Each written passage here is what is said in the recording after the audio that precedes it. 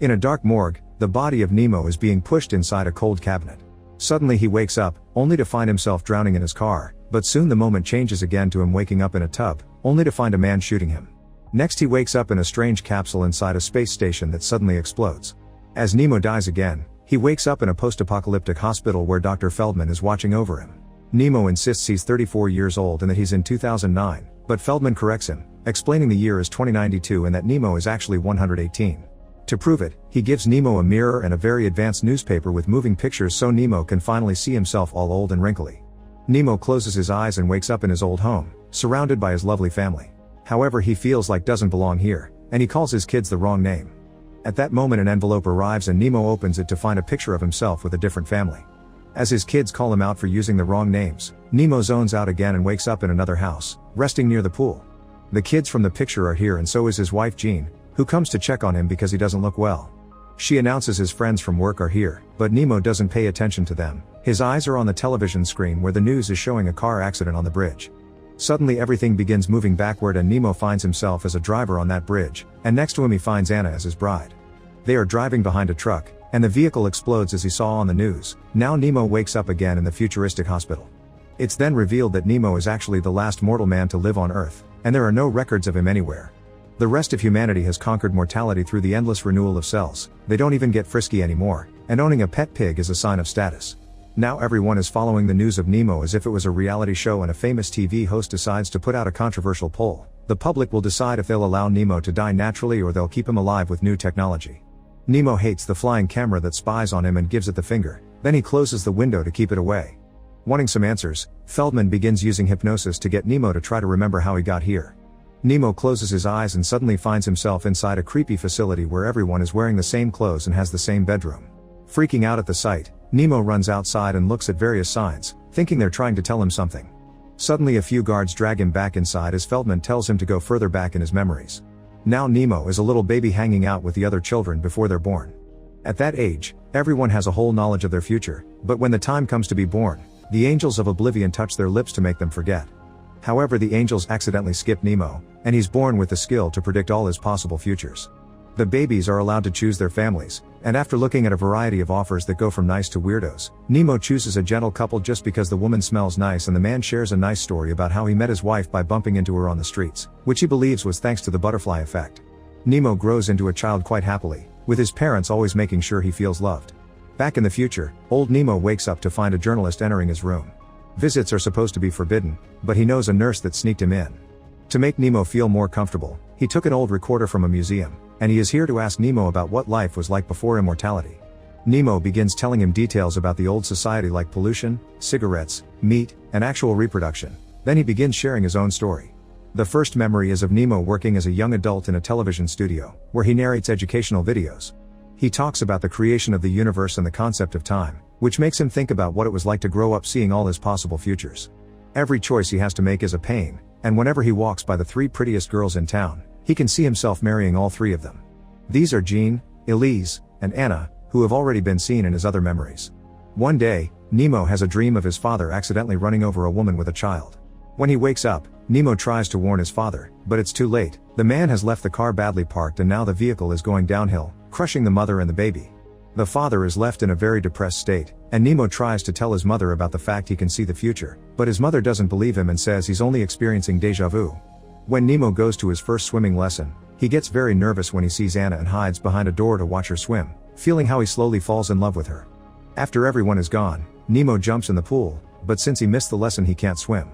Suddenly he wakes up as an adult inside the sinking car, but at the same time he sees the other timeline with Jean rescuing him from the pool. In the future, the journalist is very confused because Nemo keeps contradicting himself or falling asleep in the middle of the story. The next memory is about little Nemo following his mother into the forest, where he's shocked to discover she's cheating on her father with a guy called Harry.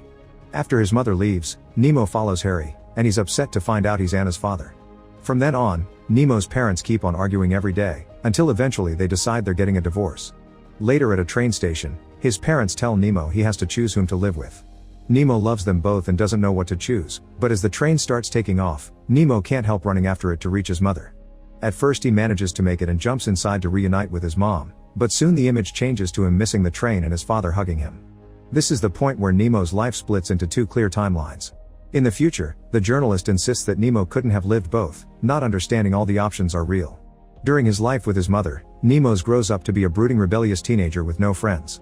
He sometimes tries to shock his mother with mean pranks like pretending to be dead on the floor with ketchup in place of blood, but his mother is used to his shenanigans. Whenever she tries to bring a new boyfriend home, Nemo scares them away by predicting their deaths, like the time he tells a guy he'll be run over by a train in a week.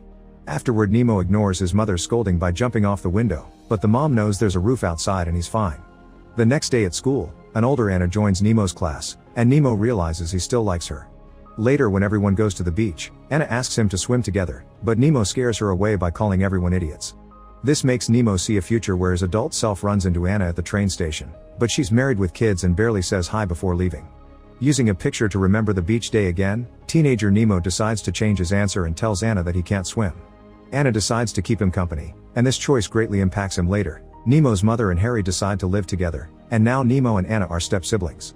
Dinner is awkward, but Anna keeps playing footsie with him under the table. After their parents go to sleep, the two teenagers sneak around to share a bed and spend the night getting busy. The next morning, when they must get ready for school, Nemo has to carefully sneak around to avoid their parents finding out what they're doing. Whenever the parents call them siblings, they respond they aren't actually related. Then Nemo jumps into the other reality, where his teen self is taking care of his dad, who is now wheelchair-bound and has memory problems. Nemo has to do everything from cooking to giving the man baths, and he swears he has everything he needs here, so he refuses to call his mom since she never called either. However, whenever he goes out on his bike, he yells into the emptiness to deal with his inner turmoil. This Nemo's hobby is writing sci-fi stories, but the tale is actually another of his alternate futures.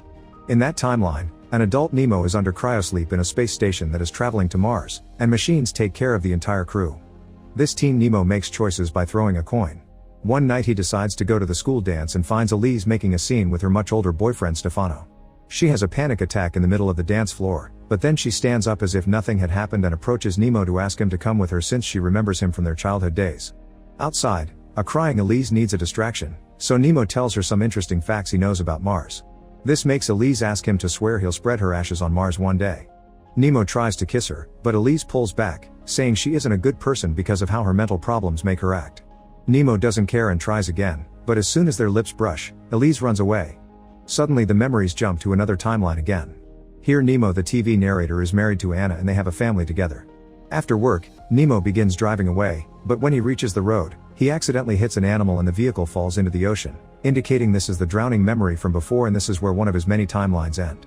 In the hospital, Feldman tells Nemo to concentrate and stick to the timelines where he's alive. In the mother reality, teenage Nemo and Anna are having the time of their lives. Whenever their parents go away, they immediately play around the house and get frisky on any surface available, swearing their love for each other forever. When that Nemo falls asleep, timelines jump again and Nemo is now taking care of his disabled dad. That night, instead of writing a story, Nemo writes a letter to Elise. The next morning, Nemo goes to see Elise at her house, only to find her with Stefano again. Hurt and disappointed, Nemo rides away in his bike while crying, and ends up having an accident in the middle of the road. Soon the ambulance picks him up to take him to the hospital, and while in a coma, Nemo wonders what would have happened if he made a different choice. Time goes back and shows Nemo waiting for Stefano to leave before approaching Elise. He gives her the love letter and kisses her, but Elise turns him down, saying she's in love with Stefano. When a disappointed Nemo goes home, he tells his father that he'll marry the first girl who dances with him tonight. Later at another school dance, Nemo sees Elise with Stefano, and to make her jealous, he immediately asks Jean to dance and kisses her. Jean thinks Nemo's feelings are real and after the dance, she leaves with him on his bike as he swears he'll make a better life for himself with a big house, his own pool, and a great family. This is the timeline where Nemo marries Jean and becomes a businessman. When he falls into the pool, there are two different results. In one future he drowns, and in the other Jean saves him. However, Jean can tell Nemo is always distant and doesn't pay much attention to her. She finds a letter where Nemo says everything is predictable and he's bored, but he doesn't remember writing it. Later he puts his hand on a candle just to feel something. Now timelines change again, finding teenage Nemo and Anna getting frisky, except this time their parents come home early and find them red-handed. The adults announce they're getting a divorce and that what the teens are doing is sickening, but they run to another room to avoid the scolding. Anna knows Harry is moving to New York for a new job, so she asks Nemo to wait for her until one day they can meet again at the lighthouse. Nemo accepts and they say goodbye to each other by getting busy one last time. The night Anna leaves, Nemo tries to run after the car to stop it, but he loses track of it and gets confused by two bikes. As weeks pass, the teens try to write to each other, but their parents throw their letters away before they see them. Years pass and Nemo is now a young adult living in an apartment in New York. He works as a pool cleaner, and he still hasn't forgotten about Anna, who is still in New York too. As their reunion approaches, timelines jump again to look at the space station. Here, the sleeping crew is finally waking up from cryosleep, and Nemo whispers Anna's name before he's taken by the machines. After getting a good wash, Nemo mingles with the crowd and chats with new friends. Thinking about Mars makes him think of Elise, and the timeline jumps to the Nemo in a coma, who wonders what would have happened if he hadn't given up so fast.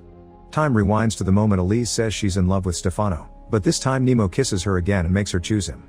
This is the timeline where Nemo marries Elise and works as a TV narrator.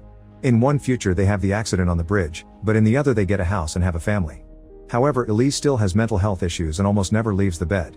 The kids feel frustrated because their mother won't love them enough, and Nemo has trouble trying to cheer them up during hard times. One day, Nemo is throwing a birthday party for one of the kids. When he goes to check on Elise, she feels guilty as heck and finally leaves the bed, determined to be a better mother. She joins the dance floor and at first everyone feels awkward, but soon they understand her enthusiasm and the kids play along with her. It's a very fun afternoon that makes their bond stronger, and that night, the whole family falls asleep together.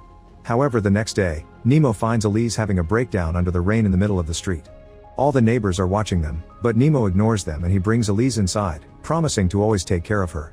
In this reality, Nemo and Anna see each other while driving, but there's no recognition. Speaking of Anna, memories go back to the pool cleaner reality, and Nemo and Anna finally reunite when they see each other at the station.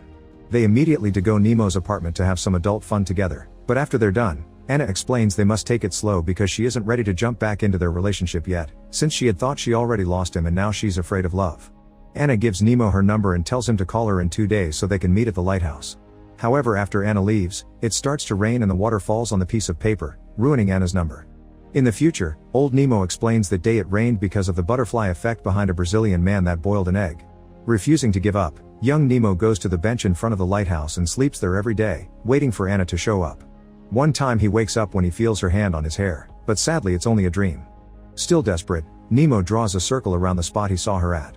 Then it's time to return to Elise's timeline, who is still having emotional breakdowns. Nemo tells her that in another life, they used to be cave people and that he saved her from a bear that almost ate her. Nemo thinks that saving her now from her own mind is the same duty. Suddenly we see the Nemo from the facility driving down the street, and he stops the car when pool cleaner Nemo walks by. He gets out of the car and tries to follow him, only to enter a weird building where he finds helicopters building a beach from zero. At that moment Feldman asks him to remember again, and now Kid Nemo sees himself getting married to Elise and having the accident on the bridge. Elise dies, but Nemo survives with a scar on his face.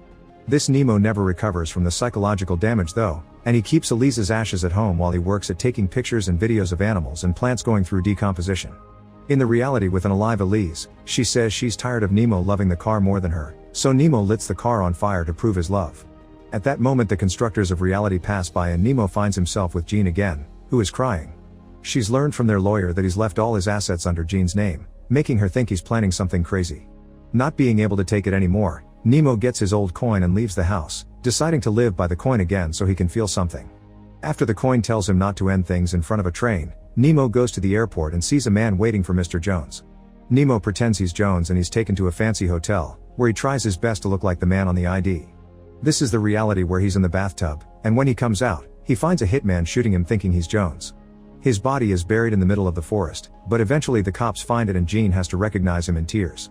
Suddenly the timelines rewind and the Nemo in a coma sees how his parents reunite just to take care of him.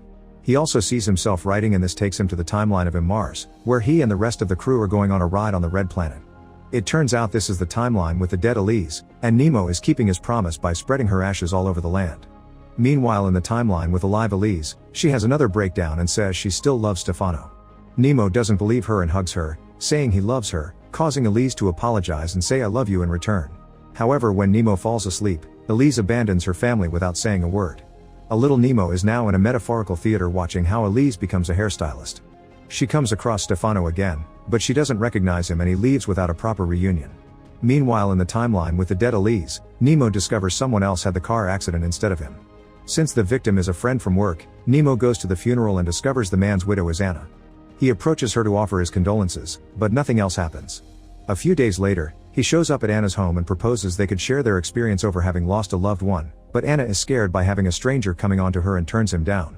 Suddenly Nemo sees himself dying in the drowning car, the bathtub, and the boy in the coma reaching an end as well. Then it jumps to the space station, where Nemo discovers Anna is part of the crew too, but before they can chat much, an asteroid shower hits the station and everyone dies in the explosion. Now Nemo jumps through a series of different memories as Feldman tells him to concentrate. Then he wakes up in the weird facility again, and when he goes outside, instead of being caught he sees a sign on a plane telling him to wake up. Nemo runs to his mother's house, but the woman there doesn't recognize him and has a different child, who jumps on Nemo to fight him when he tries to hug his mom. Suddenly the memory changes and Nemo is in a straitjacket while a younger Feldman puts him through a psychological test in the facility. During lunchtime, Nemo eats a fortune cookie and finds a note saying Nemo leave. In the future, Nemo learns that the people have voted for him to die, but he doesn't care and goes back to his story.